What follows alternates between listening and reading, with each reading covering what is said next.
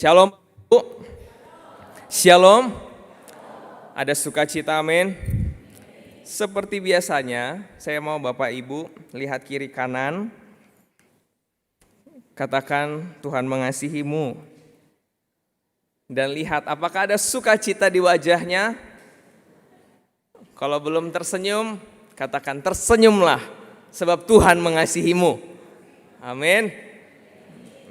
Bapak Ibu yang dikasih oleh Tuhan, minggu ini kita belajar tentang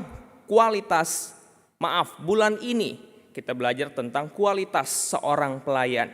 Dan minggu lalu kita sudah belajar tentang bagaimana sih seorang pelayan itu yang memiliki kualitas. Seseorang yang memiliki kualitas pasti akan disenangi banyak orang. Di Komisi Wanita kemarin membahas tentang ini juga, saya bilang, ibu-ibu, kalau ibu-ibu pergi ke pasar, pasti sudah ada langganan, bukan? Kenapa? Karena sudah tahu tempat yang berkualitas, kualitas barang dan juga kualitas harga dan juga kualitas komunikasi antar penjual. Betul, ibu-ibu? Nah, kalau ibu-ibu tahu tempat yang murah, barangnya bagus, rasanya enak. Nah, kadang-kadang bapak-bapak juga tahu, oh di sini makanannya lebih enak. Tetapi kebanyakan kalau bapak-bapak asal itu enak, beli saja. Yang penting kamu senang, perut kenyang, dan kita menikmati. Bapak Ibu yang terkasih dalam Tuhan, hari ini kita mau membahas satu bagian firman Tuhan. Minggu lalu kita bahas tentang kualitas. Minggu ini kita bahas tentang kekuatan seorang pelayan. Sama-sama kita katakan kekuatan seorang pelayan. 1, 2, 3. Kekuatan seorang pelayan. Bapak Ibu yang terkasih, kalau kita bicara tentang kekuatan, apakah itu didapat dengan instan? Tidak. Pasti ada yang dilatih. Betul Bapak Ibu? Sama seperti orang-orang yang mungkin bekerja, pernah mengangkat barang-barang yang berat. Sebelumnya, kalau dia masih usia remaja pemuda, kalau tidak terbiasa mengangkat barang yang berat, apakah dia akan bisa mengangkat barang yang berat ketika dia langsung diberikan sesuatu yang berat? Pasti tidak. Ada prosesnya. Ada hal-hal yang harus dijalani untuk dia sampai ke titik memiliki kekuatan. Begitu juga sebagai seorang pelayan Tuhan. Dalam melayani Tuhan pasti banyak tantangan, bukan? Tantangannya bukan hanya dari dalam, tetapi dari luar. Bukan hanya dari luar, tetapi dari dalam. Banyak hal yang mempengaruhi kita, yang membuat kita bisa saja mundur dari pelayanan, bisa saja kecewa, bisa saja, apalagi Bapak Ibu, bisa saja tersinggung pada saat melayani atau pada saat tidak diberikan penghargaan melalui pelayanan yang kita lakukan. Oleh karena itu, sebagai orang-orang yang melayani Tuhan, saya yakin dan percaya kita semua dipanggil oleh Tuhan untuk melayaninya dalam kehidupan kita keseharian. Sehingga satu bagian firman Tuhan kita mau belajar dari 2 Korintus pasal yang keempat, ayat 1 sampai dengan ayat yang ke-16. 2 Korintus pasal 4 ayat yang pertama sampai ayat yang ke-16.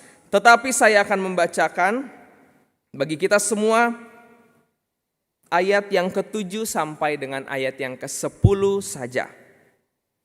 2 Korintus pasal yang keempat, ayat yang ke-7 sampai dengan ayat yang ke-10, firman Tuhan berbunyi demikian.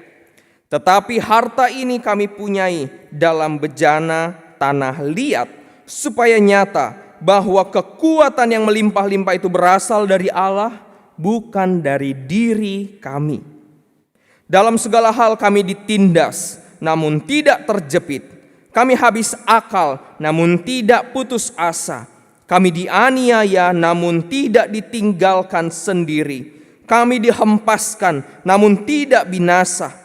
Kami senantiasa membawa kematian Kristus dalam tubuh kami, supaya kehidupan Yesus juga menjadi nyata di dalam tubuh kami. Sedemikian jauh pembacaan firman Tuhan. Berbahagialah setiap kita yang tidak hanya tahu, tetapi yang melakukan dalam kehidupan keseharian.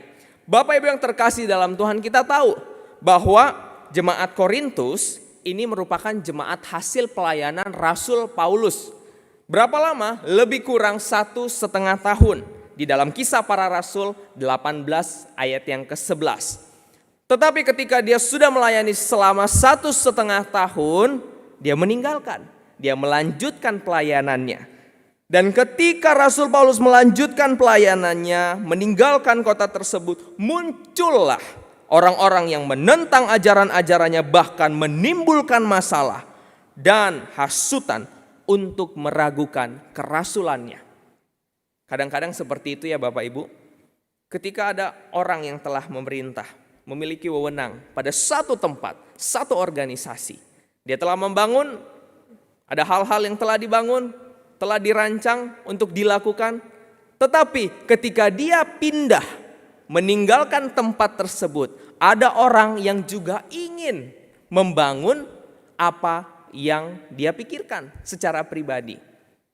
Contohnya pemerintahannya, Bapak Ibu yang terkasih, kalau dalam memilih pemimpin, kadang-kadang ada yang berkata seperti ini, pilihlah pemimpin yang melanjutkan program-program yang telah dibuat. Nah, contohnya seperti itu Bapak Ibu, dalam pemerintahan. Di dalam pelayanan pun ada seperti itu. Karena kita tahu seorang pemimpin mempunyai cara pikir berbeda, cara bekerja berbeda, cara pendekatan yang berbeda-beda. Sehingga pada waktu itu Rasul Paulus menuliskan surat ini karena pada waktu itu ada orang-orang baru. Kita tahu kota Korintus ini adalah kota metropolitan, Bapak Ibu. Kota dagang juga. Pasti dalam dagang banyak orang yang datang ke situ. Dari berbagai macam suku, budaya, kebiasaan, agama, cara dagang, dan juga cara komunikasi. Terlebih pemahaman spiritual yang dimiliki. Nah Bapak Ibu yang terkasih, permasalahannya sebenarnya apa? Sehingga Rasul Paulus menuliskan Korintus, surat kepada jemaat di Korintus. Dalam ayat yang keempat, kita dapat melihat pada waktu itu ada penekanan ilah zaman di situ, di ayat yang keempat. Atau sesuatu yang dipertuhan, atau dalam beberapa tafsiran ini merujuk kepada iblis. Dalam Yohanes 12 ayat 31, Efesus 2 ayat 2. Dalam kehidupan mereka itu ada ilah-ilah zaman yang membutakan mereka, membuat pikiran mereka, orang yang tidak percaya itu tidak dapat melihat Injil yang telah diberitakan. Sehingga Bapak Ibu yang terkasih, pada waktu itu orang-orang ini tidak mempercayai atau tidak mengenal Tuhan dalam konteks masyarakat modern. Nah, kita sekarang berada di masa-masa modern dan bahkan dalam beberapa speech orang bilang ini sudah masa postmodern. Sudah melewati zaman-zaman modern. Karena kita tahu pada zaman modern itu di situ ada sekularisme. Apa itu sekularisme Bapak Ibu? Sekularisme itu adalah pemisahan antara kehidupan kerohanian secara personal dengan kehidupan kita bermasyarakat. Jadi imanmu cukuplah untukmu, imanku cukuplah untukku. Janganlah menyuarakan tentang iman di dalam masyarakat sosial. Itulah sekularisme. Jadi sekularisme ini membuat kita sedikit malu untuk bicara tentang iman, tentang Injil. Itulah sekularisme yang juga dirasakan semua agama. Bapak Ibu yang terkasih, saya punya teman dari berbagai agama, kita ngobrol. Bicara tentang sekularisme ini dihadapi oleh semua agama. Tantangan zaman. Karena apa? Orang tidak percaya lagi yang namanya iman. Apa itu iman? Untuk apa iman ketika saya punya semuanya? Ketika saya bisa menikmati, ketika saya tidak pernah mengalami yang namanya problem. Sehingga permasalahan ini dihadapi oleh masyarakat Korintus pada waktu itu. Dan juga materialisme. Bapak Ibu yang terkasih, kalau kita bicara materialisme bukan cuan. Nah, bukan hanya itu Bapak Ibu. Materi adalah benda. Benda itu sesuatu yang bisa kita cap, bisa dirasakan oleh indera, bisa dilihat, bisa dipegang, disentuh, dimiliki. Sehingga ketika berbicara materialisme, ini berbicara tentang memikirkan sesuatu hanya sebatas apa yang dilihat oleh indera. Ketika kita bicara tentang apa yang bisa dilihat oleh indera, saya tanya Bapak Ibu yang terkasih merasakan Roh Kudus, amin? Lihat nggak Roh Kudus? Contohnya seperti itu. Orang-orang materialisme ini membutuhkan bukti. Atau dalam beberapa bagian dikatakan evidensialisme. Eviden, bukti nyata yang bisa saya lihat secara langsung. Sehingga problem ini yang menyerang ajaran-ajaran Rasul Paulus yang menyuarakan tentang Injil. Injil itu kekuatan yang menyelamatkan, tetapi orang-orang sekitar masyarakat pada waktu itu meragukan kerasulannya. Membuat jemaatnya ragu tentang kerasulannya. Sehingga Bapak Ibu yang terkasih, kalau di zaman ini kita dapat melihat beberapa istilah yang mewakili ini semua. Istilah yang pertama adalah FOMO. Ada yang tahu FOMO? Anak-anak muda harusnya tahu. FOMO. Kepanjangannya Fear of Missing Out. Orang yang takut ketinggalan zaman. Jadi dia selalu mengikuti sesuatu yang viral, sesuatu yang happening, tidak mau ketinggalan. Yang kedua adalah YOLO.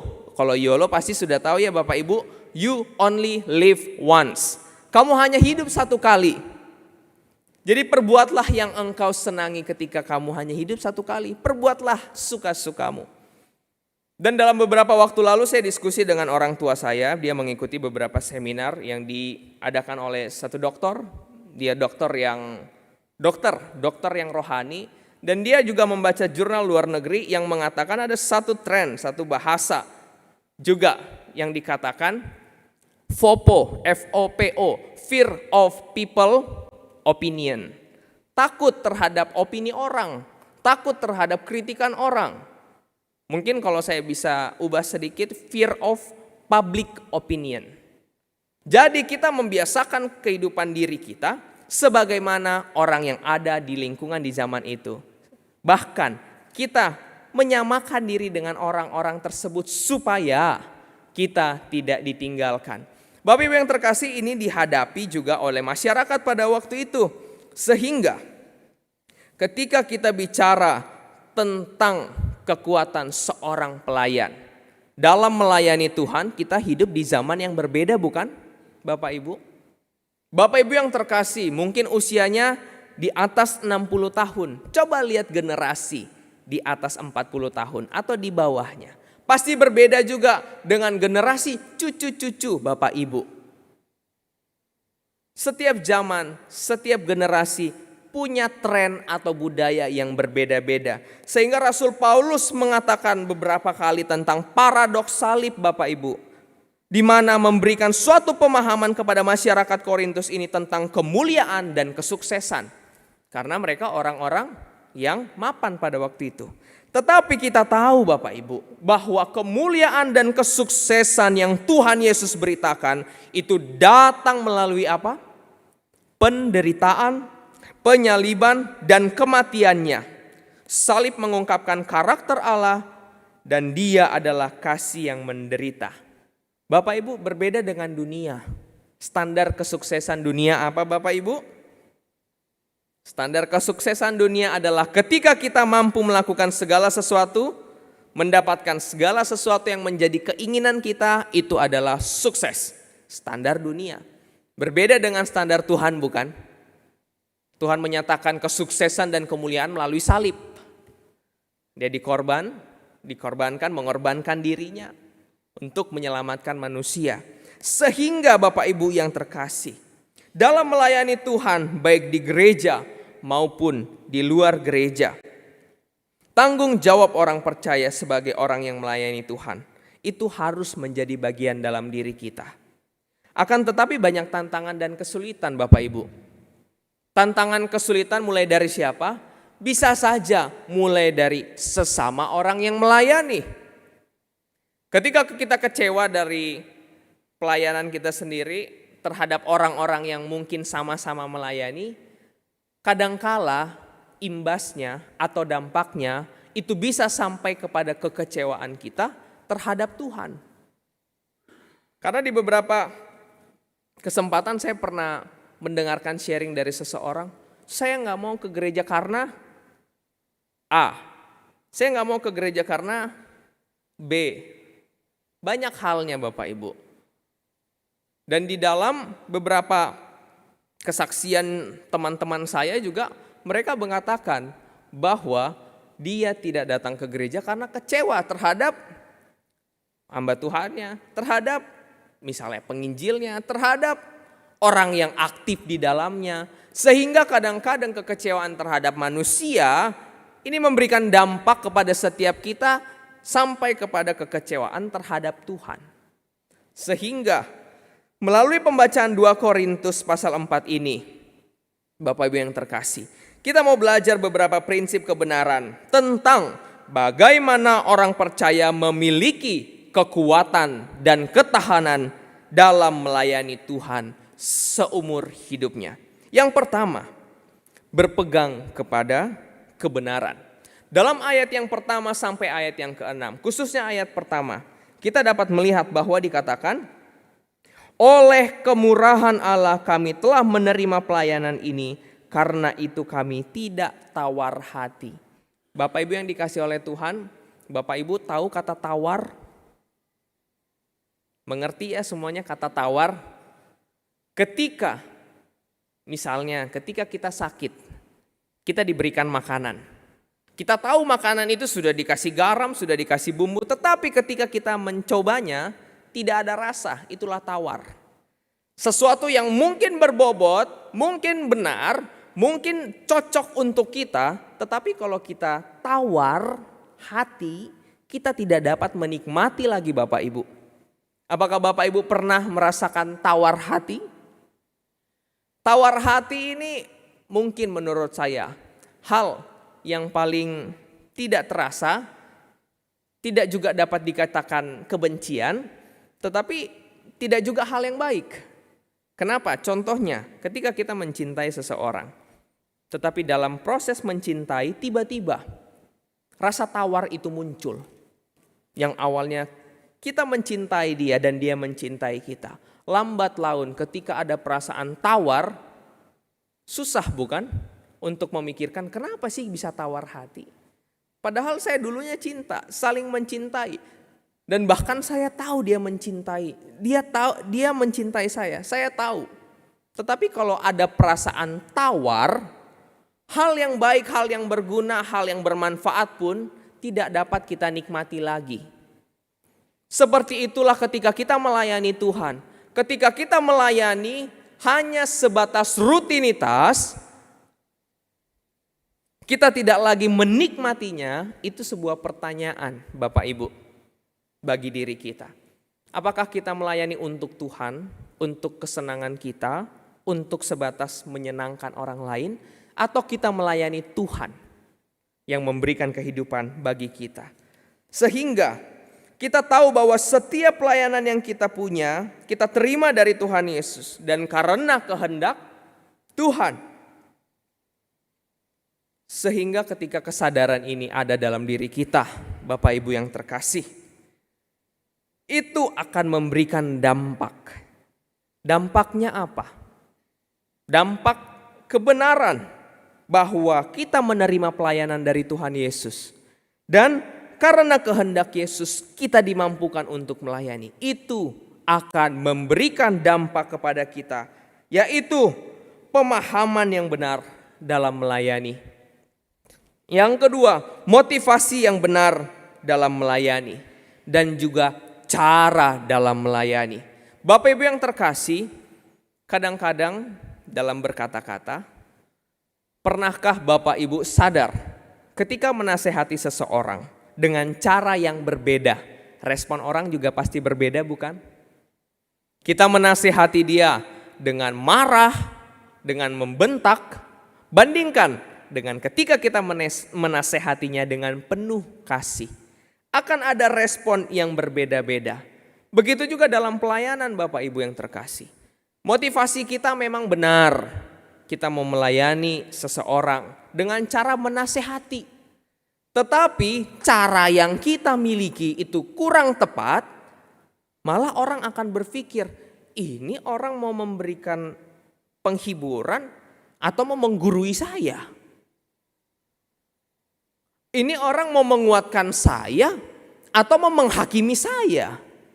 Sehingga ketika kita lihat dalam rencana Tuhan melalui pelayanan yang kita lakukan, ini bukan hanya bicara tentang pemahaman Bapak Ibu, tetapi berbicara tentang motivasi. Siapa yang tahu motivasi hati kita?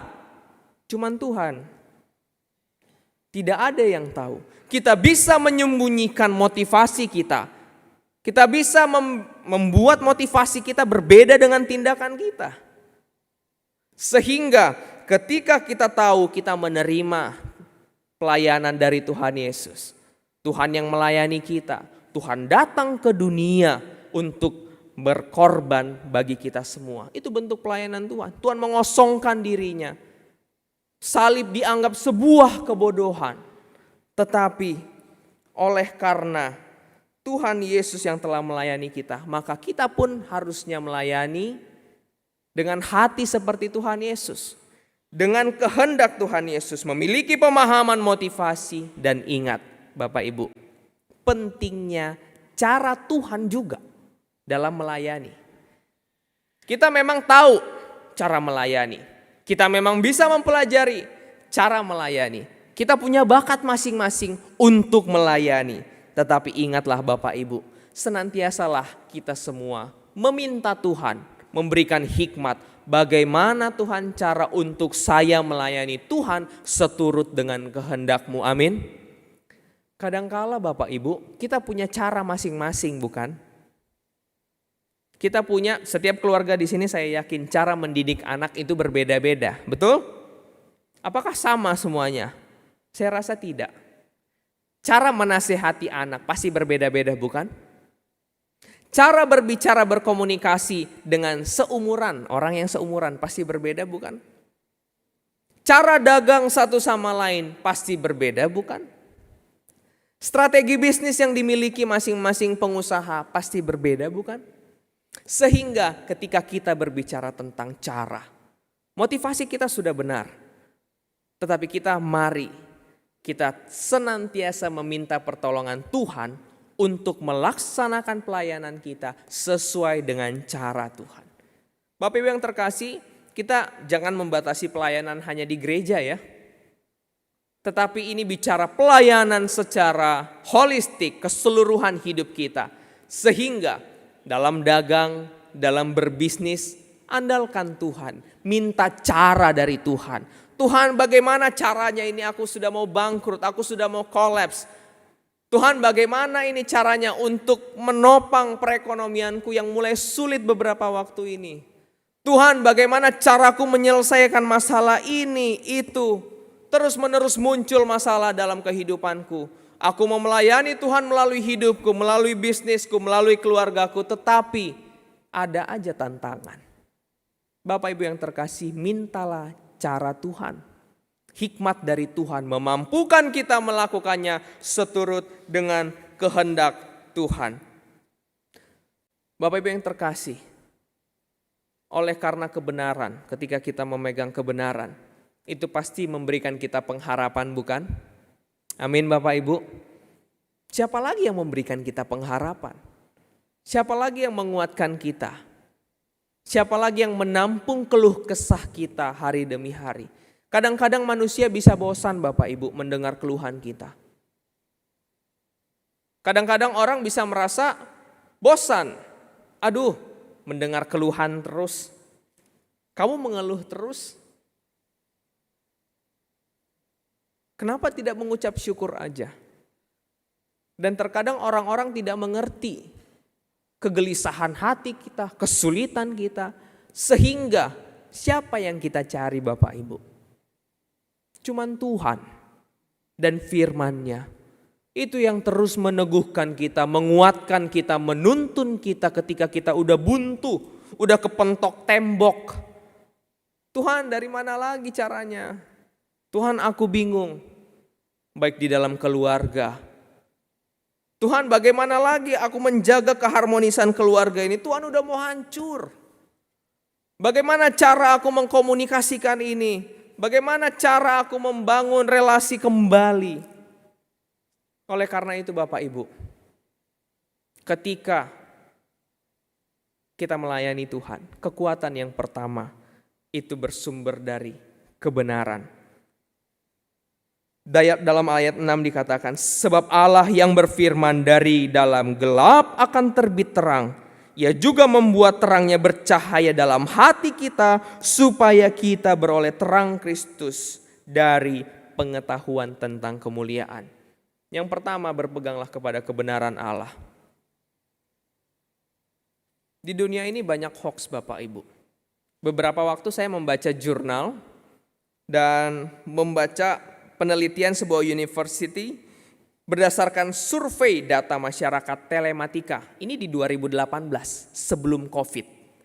Tercatat bahwa saluran penyebaran hoax melalui media sosial menduduki posisi paling tinggi, yaitu 92,40%. Hal tersebut membuka peluang untuk kejahatan dan penyelewengan.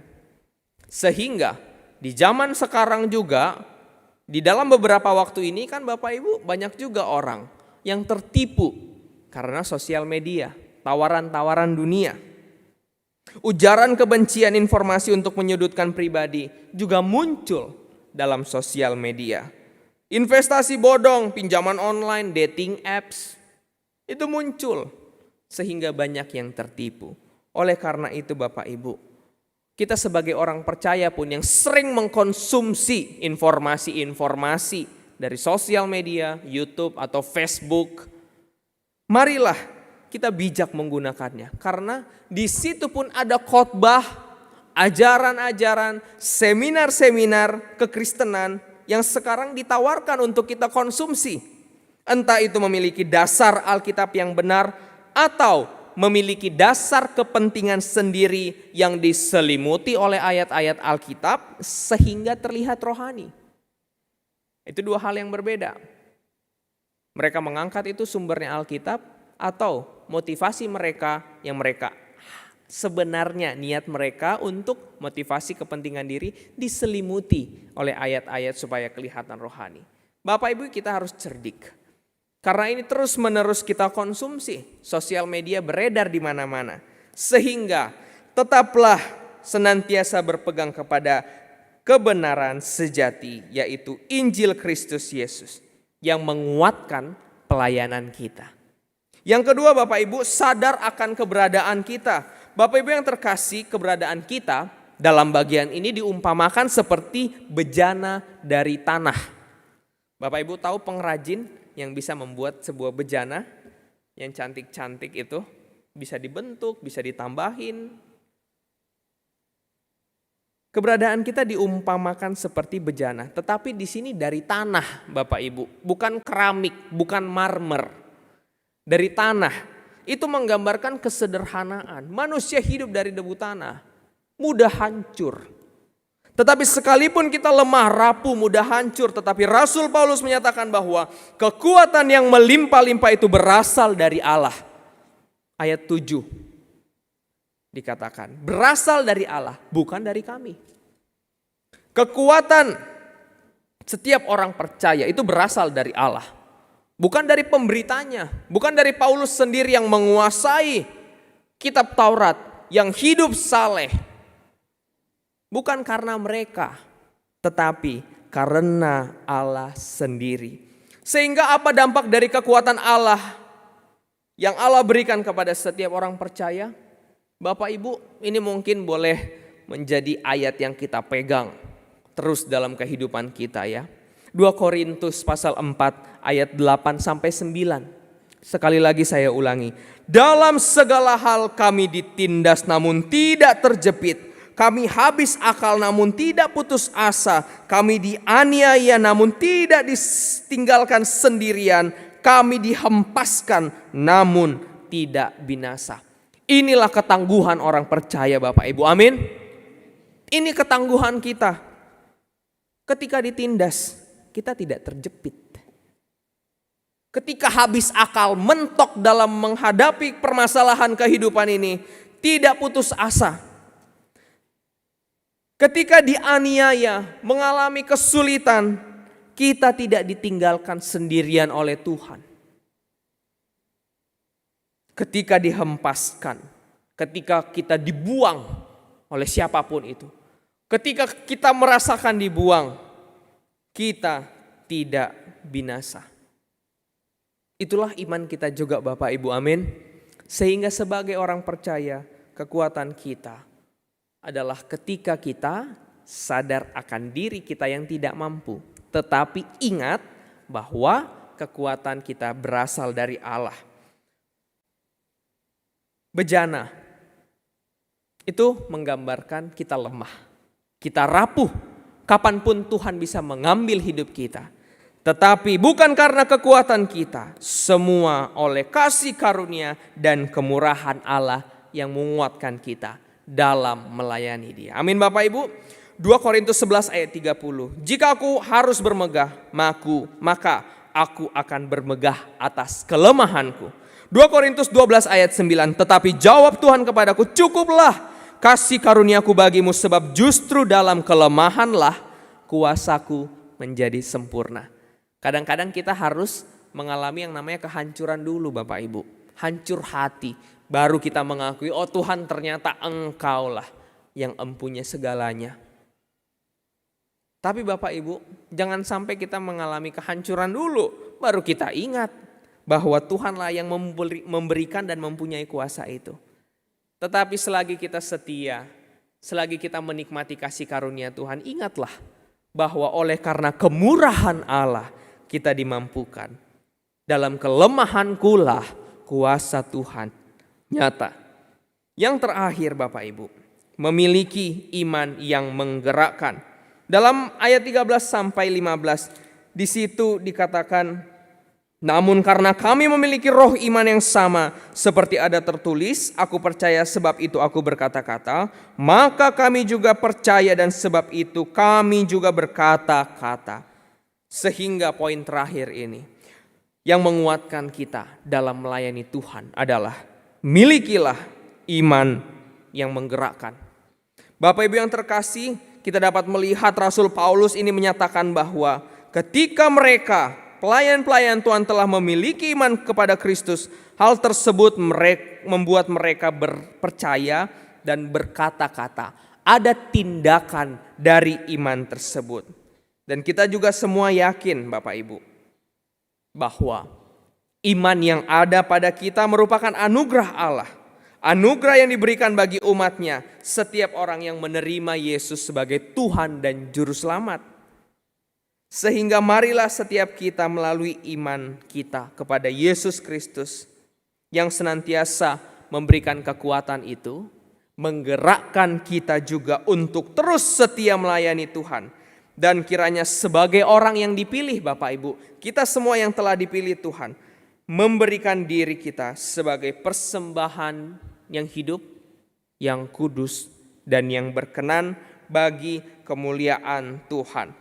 Dan kiranya sebagaimana kerinduan Rasul Paulus juga terhadap jemaat di Korintus, semakin banyak orang percaya menyebabkan semakin limpah ucapan syukur. Demikian juga kiranya melalui kehidupan kita, jemaat di tempat ini,